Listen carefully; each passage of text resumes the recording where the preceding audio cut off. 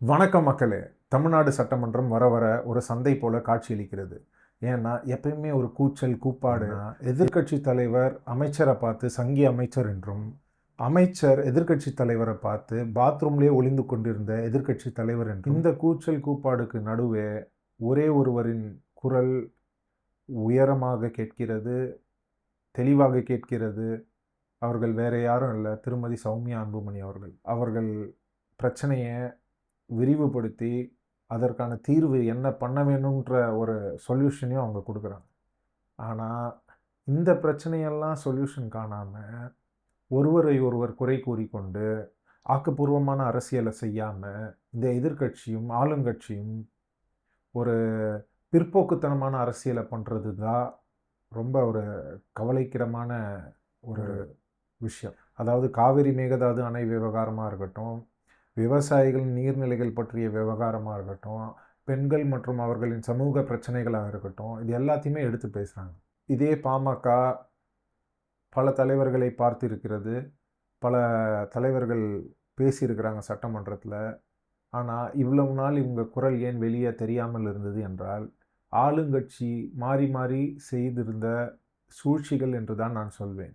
அதாவது திமுகவும் சரி அதிமுகவும் சரி, இவர்களுக்கு ஒரு ஜாதி பெயரை பட்டம் கட்டி இவங்க என்ன பேசினாலும் அது ஜாதியின் அடிப்படையில் தான் பேசுகிறார் என்று ஒரு பட்டத்தை கட்டி இவர்கள் குரலை, இவர்களின் ஒரு உரிமையை, இவர்களின் தெளிவான சிந்தனைகளை வெளிவராமல் பாதுகாத்து இவர்கள் செய்ததுதான் இவர்களுடைய அரசியல் வெற்றியே.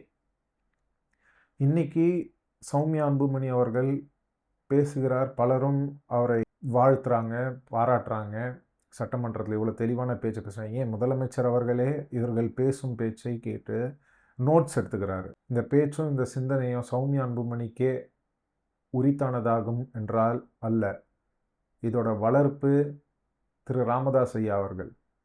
அன்று முதல் இன்று வரை கட்சி ஆரம்பித்த காலத்திலிருந்து பலரும் போராடி சமூக பிரச்சனையை பேசி, விவசாயிகளின் பிரச்சனையை பேசி, அதனால் சௌமியா அன்புமணி அவர்கள் பேசுவதை ரீல்ஸாக போட்டு பிரபலப்படுத்துங்க. இந்த ரீல்ஸுன்னு சொல்கிறது தப்பாக இருக்கலாம். ஆனால் இன்றைக்கி ரீல்ஸ் செஞ்சு ஆட்சியில் உட்காந்துட்ருக்க தாவேக்காவாக இருக்கட்டும், அதாவது சோஷியல் மீடியாவில் போட்டு ஊடகம் மையப்படுத்தி இன்றைக்கி ஆட்சியிலே உட்கார்ற அளவுக்கு சோஷியல் மீடியாவுக்கு ஒரு பவர் இருக்குன்னா, நல்ல விஷயங்களை பேசுகிற சௌமியா அன்புமணி அவர்களும் பிரபலப்படுத்த வேண்டும். அதாவது இன்றைய ஜென்சி இந்த ரீல்ஸ் இதிலெல்லாம் கை தேர்ந்தவர்களாக இருக்கிறார்கள். சௌமியா அன்புமணி பேசும் சில கருத்துக்களை ஊடகமையப்படுத்தி நல்லா பெருசாக்குங்க, பாப்புலர் ஆக்குங்க. அப்போ தான் அவங்க என்ன பேசுகிறாங்க, எவ்வளோ நல்லது பேசுகிறாங்க, மக்களுக்காக என்னது பேசுகிறாங்க, விவசாயத்துக்காக என்ன பேசுகிறாங்க, இது எல்லாமே மக்களிடையே சென்றடையும். ஒரு சஜஷன் சொல்கிறாங்க, அது சரியா தவறா அதை ஆய்வுக்கு உட்படுத்தி அதை தெளிவுபடுத்தி இது மக்களிடையே என்ன மாதிரி ஒரு தாக்கத்தை உண்டாக்கும், இது எவ்வளவு பலனை கொடுக்கும், அது மாதிரி ஒரு ஆய்வை நடத்தி ரிசல்ட்டை வெளியிடுங்க. ஆளுங்கட்சியான நீங்கள் எதிர்கட்சியை பார்த்து நீங்கள் ஊழல் செஞ்சீங்க, ஊழல் செஞ்சால் கேஸை போடுங்க, கோர்ட்டில் நடத்துங்க. அசம்பிளியில் அதை பற்றி பேசிக்கிட்டே இருக்காதீங்க. அதை பற்றி பேசுகிறதுனால ஒரு பிரயோஜனமும் கிடையாது. உங்களுக்கு ஆதரவாக இருக்கிற மக்கள், உங்களுக்கு ஆதரவாக இருக்க ஜென்ஸி ரீல்ஸ் போடுறதுக்கு தான் அது உதவுமே தவிர ஃபயர் விட்டுட்டு இருப்பாங்க. இதை தவிர வேறு எதுக்குமே அது பயன் கிடையாது. இன்றைக்கி சௌமியா அன்புமணி சொல்கிறாங்க, சணல் கயிறு, அதாவது மூட்டை கட்டும் சணல் கயிறுக்கு லஞ்சம் பெறப்படுகிறது. ஆனால் அவங்க எவ்வளோ ஒரு தெளிவான ஒரு அரசியல்வாதியாக இருந்தால், முதல் முறை சட்டமன்ற உறுப்பினர் என்று கூட இல்லாமல் ஒரு அனுபவசாலி போன்று அதை லஞ்சம் என்ற வார்த்தையை கூட அரசாங்கத்தை நோக்கி அவங்களால சொல்ல முடியல. ஏன்னா அரசாங்கம் இப்போ தான் செயல்பட்டு வருகிறது. மொத்தமாக அரசாங்கத்தை ஒரு குறை கூறி அவர்களை சிறுமைப்படுத்த வேண்டாம் என்பது தான் சௌமியா அன்புமணி அவர்களின் மொத்த சிந்தனையாகும்.